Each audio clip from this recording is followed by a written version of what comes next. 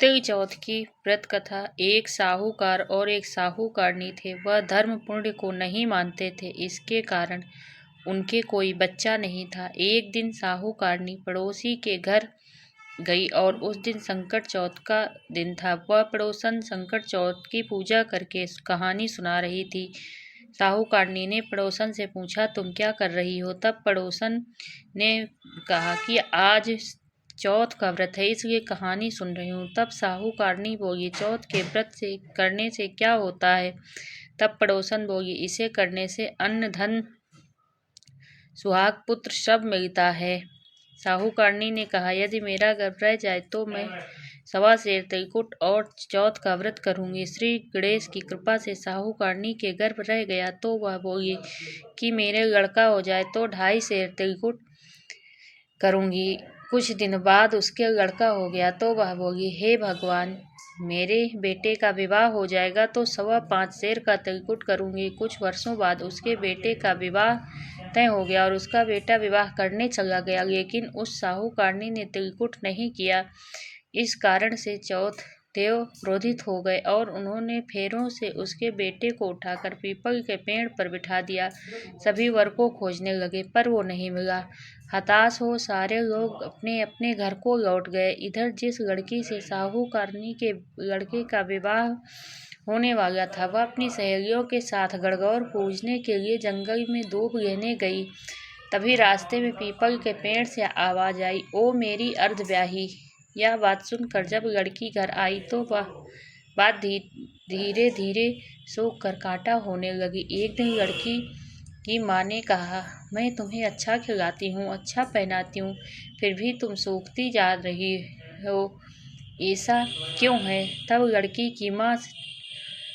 लड़की अपनी माँ से बोली कि जब दूब लेने जंगल जाती है तो पीपल के पेड़ से एक आदमी बोलता है कि ओ मेरी अर्धब्याही। उसने मेहंदी लगा रखी है और सेहरा भी बांध रखा है। तब उसकी माँ ने पीपल के पेड़ के पास जाकर देखा तो यह उसका जमाई है। तब उसकी माँ ने जमाई से कहा, यहाँ क्यों बैठा है? मेरी बेटी तो अर्धब्याही कर दी और अब क्या लेगा? साहूकारनी का बेटा बोला, मेरी माँ ने चौथ का तिलकुट बोला था लेकिन नहीं किया, इसलिए चौथ माता ने नाराज होकर यहाँ बैठा दिया। यह सुनकर लड़की की माँ साहूकारनी के घर गई और उससे पूछा कि तुमने संकट चौथ का कुछ बोला है क्या? तब साहूकारनी बोली, तिलकुट बोला था। उसके बाद साहूकारनी बोली, मेरा बेटा घर आ जाए तो 2.5 मन का तिलकुट करूंगी। इससे श्री गणेश प्रसन्न हो गए और उसके बेटे को फेरों में लाकर बैठा दिया। बेटे का विवाह धूमधाम से हो गया। जब साहूकारनी के बेटे बहू घर को आ गए तब साहूकारनी ने 2.5 मन तिलकुट किया और बोली, हे चौथ देव, आपके आशीर्वाद से मेरा बेटा बहू घर आए हैं, जिससे मैं हमेशा तिलकुट करके व्रत करूंगी। उसके बाद सारे नगरवासियों ने तिलकुट के साथ संकट व्रत करना प्रारंभ कर दिया। हे संकट चौथ, जिस तरह साहूकारनी के बेटे बहू से मिलवाया वैसे हम सब के को मिलवाना। इस कथा को सुनने व कहने वालों का भला करना। बोलो संकट चौथ की जय। श्री गणेश देव की जय।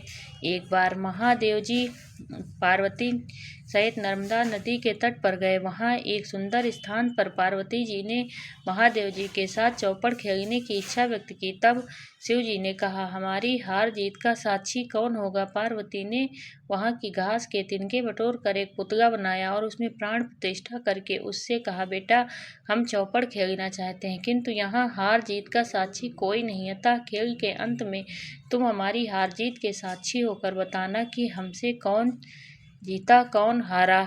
खेल आरंभ हुआ। दैव योग से तीनों बार पार्वती ही जीती। जब अंत में बालक से हार जीत का निर्णय कराया गया तो महादेव जी को विजयी बताया। परिणामतः पार्वती ने क्रुद्ध होकर उसे एक पांव से लंगड़ा होने और वहां के कीचड़ में पड़ा रहकर दुख भोगने का शाप दे दिया। बालक ने विनम्रता पूर्वक कहा, माँ, मुझसे अज्ञानतावश ऐसा हो गया, मैं किसी कुटिलता द्वेष के कारण ऐसा नहीं किया, मुझे क्षमा करें तथा शाप से मुक्ति के उपाय बताएं। तब ममता रूपी माँ को उस पर दया आ गई और वो बोली, यहाँ नाग कन्याएं गणेश जी का पूजन करने आएंगी, उनके उपदेश से तुम गणेश व्रत करके मुझे प्राप्त करोगे। इतना कहकर वे कैलाश पर्वत चली गईं। एक वर्ष बाद वहाँ श्रावण मास में नाग कन्याएं गणेश पूजन के लिए आईं। नाग कन्याओं ने गणेश व्रत करके उस बालक को भी व्रत की विधि बताई। तत्पश्चात बालक ने 12 दिन तक श्री गणेश का व्रत किया और गणेश जी ने उसके दर्शन देकर कहा, मैं तुम्हारे व्रत से प्रसन्न हूँ, तुम मनोवांछित वर मांगो। बालक बोला, मेरे पाँव में इतनी शक्ति दे दो कि मैं कैलाश पर्वत पर अपने माता पिता के साथ पास पहुंच सकूं और वे मुझ पर प्रसन्न हो जाएं। गणेश जी ने तथास्तु कहकर अंतर ध्यान हो गए। बालक शिव के चरणों में पहुंच गया। शिव जी ने उसे वहां तक पहुंचने के साधन के बारे में पूछा। तब बालक ने सारी कथा शिव जी को सुना दी। उधर उसी दिन से अप्रसन्न होकर पार्वती शिव जी से भी विमुख हो गई। तदुपरांत भगवान शंकर ने भी बालक की तरह 21 दिन पर्यंत गणेश जी का व्रत किया, जिसके प्रभाव से पार्वती के मन में स्वयं शिव जी से मिलने की इच्छा जागृत हुई।